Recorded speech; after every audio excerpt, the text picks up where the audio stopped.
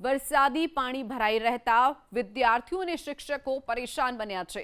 શાળાના મુખ્ય દરવાજા પાસે વરસાદી પાણી ભરાઈ ગયા છે। શાળામાં અભ્યાસ કરતા બાળકો વરસાદી પાણીમાં ચાલવા માટે મજબૂર બન્યા છે।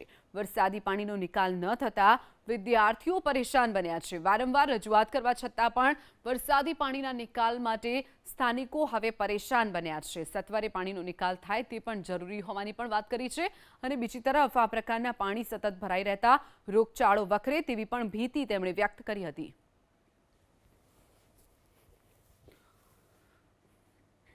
વરસાદી પાણી ભરાઈ રહેતા વિદ્યાર્થીઓ અને શિક્ષકો પરેશાન બન્યા છે। શાળાના મુખ્ય દરવાજા પાસે વરસાદી પાણી ભરાઈ ગયા છે। શાળામાં અભ્યાસ કરતા બાળકો વરસાદી પાણીમાં ચાલવા માટે મજબૂર બન્યા છે।